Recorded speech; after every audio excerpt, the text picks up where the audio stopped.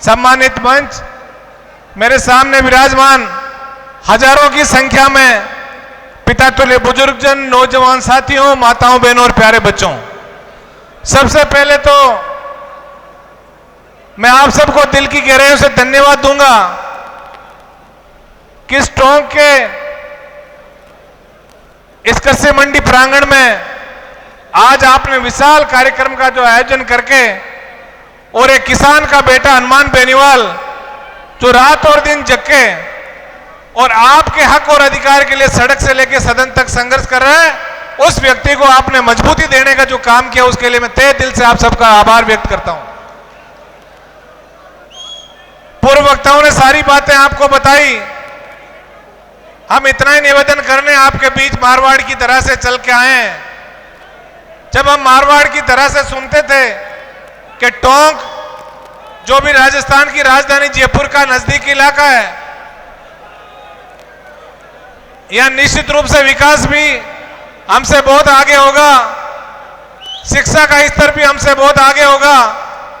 लेकिन पिछले 3-4 दिन से जब यहां के गांवों में जाने का अवसर मिला तो जिस तरह मोर सुंदर नाच नाच के और अपने पांव की तरफ देख के उदास होता है, वैसे ही हम लोगों को भी एक इस चीज की उदासी हुई कि आप लोगों को 75 वर्ष के अंदर आपके नेताओं ने धोखे के अलावा कुछ नहीं दिया इस टोंक जिले को। साथियों, जो बजरी माफिया जो अपने आप को परमिटधारी बोलते थे कि हमारे पास पट्टा है, हम चाहे जहां खनन करेंगे, चाहे जैसे काम करेंगे, अवैध नाके लगा दिए पूरे जिले के अंदर। लेकिन आपको एक चीज सोचनी है कि हनुमान बेनीवाल जी ने जिस दिन बजरी माफिया के खिलाफ हल्ला बोल का कार्यक्रम आयोजित किया, आधे से ज्यादा नाके वाले नाके छोड़ के भागे। ये तो सही बात है ना, टोंक जिले से आप सब लोग पधारे हैं। मैं जब परसों आया यहां, आते ही सबसे पहले यहां के माइनिंग इंजीनियर को एक चिट्ठी लिखी, एक विधायक की हैसियत से, कि माइनिंग इंजीनियर आप ये बताएं हमें कि टोंक जिले के अंदर किस किस फर्म को कितने कितने इलाके में आपने बजरी की लीज दी, कहां कहां आपने नाकों के लिए उनको परमिट दिए, कौन कौन सी जमीन पे ये लोग अपने स्टॉक की परमिट इनको दिया, और ये जो खनन के लिए बजरी की जो लीज दी, इसमें नियमानुसार 12 महीने में कितने दिन तक ये काम करेंगे। मैं ये सारा उसका आदेश जो आज ही मुझे एमई की तरफ से जो कागज प्राप्त हुआ है, मैं ये लेके आया हूं, जिसमें मैं विशेषकर युवा साथियों से कहूंगा, सिर्फ भीड़ इकट्ठी हो जाना और ताली बजा के अपने घर चले जाने से कभी समस्याओं का समाधान नहीं होता। हमें आत्मविश्लेषण करने की जरूरत है, हमें सोचने की जरूरत है, क्योंकि नीतियों बनाने वाले लोगों ने हमेशा बड़े उद्योगपतियों के पक्ष में नीति बनाई, क्योंकि किसान परिवार के बेटे और बेटियों के हाथ में अभी तक कलम कभी राजस्थान के अंदर नहीं आई, और इसी का खामियाजा आज हम सब लोग यहां भुगत रहे हैं। मुझे जो चिट्ठी मिली, इसके अंदर लिखा है कि मानसून अवधि 1 जुलाई 2023 से 30 अगस्त 2023 के दौरान नदी क्षेत्र में खनन कार्य बंद रखने हेतु पाबंद किया गया है। वर्तमान में पट्टाधारियों द्वारा समस्त नदी क्षेत्रों में खनन का कार्य 30 सितंबर तक बंद रहेगा। मेरे मीडिया के बंधु भी यहां मौजूद हैं, मैं आपसे भी निवेदन करूंगा, यह जो सरकारी कागज जो लेकर आया हूं मैं इसकी प्रति आपको भी उपलब्ध कराऊंगा। और गांवों से जो लोग आए लीज इलाके से, उन युवा साथियों से भी और जनप्रतिनिधि जो आए वो भी इस कॉपी को लेके जाएं, और अपने अपने इलाके में यदि कोई बजरी धारक हाथ से यदि खनन का कार्य कर रहा है, उसको तुरंत आप लोग बंद कराइए। आपको बंद कराने में यदि कोई दिक्कत का सामना करना पड़ रहा है तो आप राष्ट्रीय लोकतांत्रिक पार्टी परिवार के किसी भी सदस्य को मिस कॉल के मार्फत उसको एक टेलीफोन करके बता सकते हैं। हम आपके लिए जहां जहां आपका पसीना गिरेगा, राष्ट्रीय लोकतांत्रिक पार्टी के पदाधिकारी खून देके भी आपके ऋण को हमेशा उतारने का हम लोग प्रयास करेंगे। टोंक जिला अब निश्चित रूप से जाग गया, मुझे पता लगा है, और सही है कि उठ जाग मुसाफिर बोर भई, अब रैन कहां जो सोवत है, और जो सोवत है सो खोवत है, जो जागत है सो पावत है। जिस दिन यदि आप जग गए, मैं तो कह रहा हूं बजरी माफिया नहीं, अभी ये टोंक के अंदर कई माफिया दूसरे भी काम कर रहे हैं। अभी कुछ मीडिया के बंधुओं से भी मुझे जानकारी मिली कि कई लोगों को लोक अदालतों में जाना पड़ा। नगर परिषद की सीमा के अंदर हाईवे के ऊपर इन्होंने बैरिकेड्स लगा दिए, आने जाने लोगों से ये हफ्ता वसूली का काम कर रहे हैं। निश्चित रूप से आपको भरोसा दिला के जाना चाहते हैं, हनुमान जी का एक आदेश हम सारे राजमार्गों से, आपने देखा पिछले 5 दिन से मैं टोंक और जयपुर के बीच रोज आके जा रहा हूं। मैंने बैरिकेड्स नहीं देखे, परिवहन विभाग के जो अधिकारी हैं उनको मैंने गश्त करते नहीं देखा। वो डरे हुए हैं कि हनुमान जी की सेना टोंक जिले के अंदर आई हुई है और यदि हमने कोई गलत काम किया तो निश्चित रूप से हमें ऊंचा लटकाने का काम भी राष्ट्रीय लोकतांत्रिक पार्टी के परिवार के लोग करेंगे। साथियों, रोने से राज नहीं मिलता, हमें संघर्ष करना पड़ेगा। और मैं तो इतना ही निवेदन आप सबसे करूंगा कि किसान का बेटा हनुमान बेनीवाल जो भी आपको संबोधन करेंगे उनका एक एक शब्द आपको सुनना है। हनुमान जी बेनीवाल यदि चाहते तो ये भी सत्ता सुख भोग सकते थे। कोई भी जब एमएलए और एमपी बनता है उसकी एक ही शर्त होती है कि बड़ा पैसा कमाओ और ऐश मौज करो। लेकिन एक किसान के बेटे के अंदर दर्द है, दिल के अंदर दर्द है किसान के बेटे के।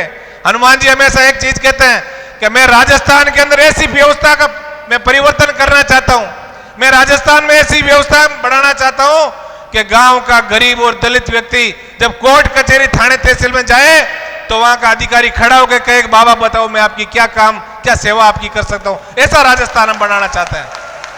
युवा साथियों, आज टोंक के अंदर मुझे बड़ा अच्छा लग रहा है।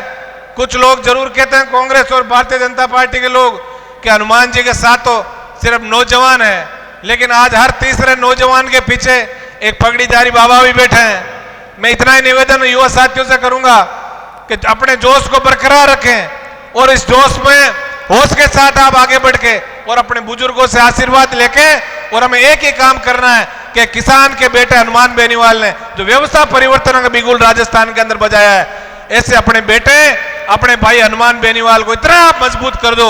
और कलम जिस दिन किसान के बेटे के हाथ में राजस्थान की आ गई, मैं तो कह रहा हूं बजरी माफिया ही नहीं, ये सारे के सारे माफिया पाकिस्तान की तरफ आपको भागते हुए नजर आएंगे। मैं टोंक जिले के अंदर कई गांवों में मुझे जाने का अवसर मिला। शिक्षा का स्तर भी यहाँ कम है। मैं यहाँ जो अभी बड़े बुजुर्ग लोग आए हैं इनसे भी मैं निवेदन करूंगा कि किसान के बेटे बेटी जब तक पढ़ के और जहां देश और प्रदेश की नीतियां बनती है उस कुर्सी पे बैठकर जब तक इनके कलम इनके हाथ में नहीं आएगी तब तक हमारे कल्याण की बात हम सब करें तो ये बेईमानी है।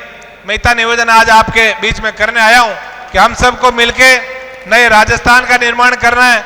हनुमान बेनीवाल जी हमें जो भी रास्ता दिखाए, आज हम लोग जो बजरी के खिलाफ हल्ला बोल के हमारे जो कार्यक्रम बीकानेर जिले के कोलाई से लेके नागौर के रियाबड़ी से लेके भीलवाड़ा से लेके और बाड़मेर जिले के दोरीमीना और आज ये भीलवाड़ा की जो सभा है, हमने इन बजरी माफियाओं का अकल ठिकाने लगाने का बहुत बड़ा काम भी किया है। आप लोगों ने देखा होगा हमने इनके खिलाफ एफआईआर भी की है।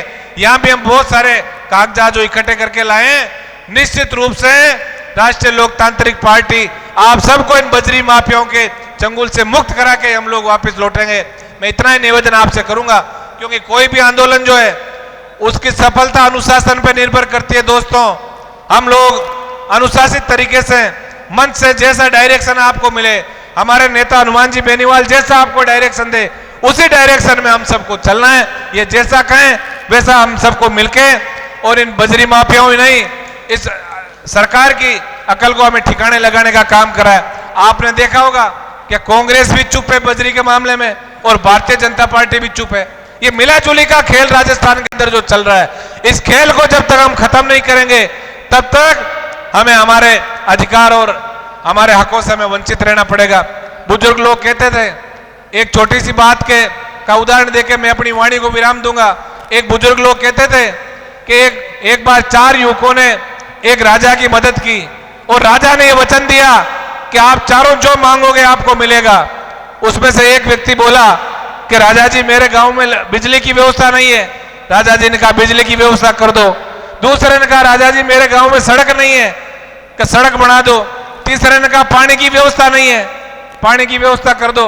चौथा व्यक्ति बड़े समझदार था, उसने कहा राजा जी मांगूंगा तो सही में, लेकिन आप दे नहीं पाओगे, आप मुझे एक बार पुनः वचन दो कि जो मैं मांगूंगा वो आप दोगे। राजा जी ने कहा ठीक है, मैं वचन देता हूं कि तू जो कहेगा वही करूंगा। तब उसने कहा राजा जी मुझे आपकी कन्या का हाथ जो है मेरे हाथ में दे दो, उसकी शादी मेरे से कर दो। आप समझ गए होंगे कि जब राजा के लड़के की शादी उस लड़के से हुई तो निश्चित रूप से लाइट, पानी, बिजली सब की व्यवस्था उस गांव में हो गई। कहने का मतलब यह कि जब तक सत्ता प्राप्ति हम नहीं करेंगे, किसान का बेटा जब तक देश की और प्रदेश की राजनीति के सर्वोच्च पद पे नहीं बैठेगा तब तक हमें ऐसे ही माफियाओं से लड़ना पड़ेगा। इसलिए एक हो जाओ और आने वाले 2023 के अंदर कांग्रेस और भारतीय जनता पार्टी के दलाली नेताओं से आप सबको राजस्थान से मुक्ति इन सब लोगों को दिला के और अच्छे जनप्रतिनिधियों को हमें आगे लाना है। एक बार पुनः राष्ट्रीय लोकतांत्रिक पार्टी की टोंक इकाई के समस्त पदाधिकारियों को मैं दिल की गहराइयों से धन्यवाद दूंगा और विशेषकर कई बुजुर्गों को जिन्होंने पिछले 3 दिन से सुबह से लेकर रात तक हमारे साथ गांव में भी गए, बड़े चिंतित है कि बरसात का मौसम है और कितना बड़ा कार्यक्रम होगा, लेकिन परमपिता परमेश्वर की, डिग्गी कल्याण जी की और केदारनाथ जी महाराज की विशेष कृपा हम लोगों में हुई, तेजा जी की और देवनारायण भगवान की, कि आज बहुत बड़े शानदार कार्यक्रम का आयोजन हुआ। मैं इतना ही निवेदन आप सबसे करूंगा, हनुमान जी बेनीवाल जैसे निर्देश आप सबको दें, हम सबको मिलके व्यवस्था परिवर्तन की इस लड़ाई में अपने भाई, अपने बेटे, किसान के बेटे हनुमान बेनीवाल को थकने नहीं देना है। ये मैं निवेदन आपके बीच करके और मैं अपनी वाणी को विराम देने से पहले युवा साथियों से इतनी अपील करूंगा कि नशा मुक्त और शिक्षित समाज बना के और हमें किसान परिवारों का नाम आने वाले दिनों में रोशन करना है। धन्यवाद। जय हिंद। राम राम साहब।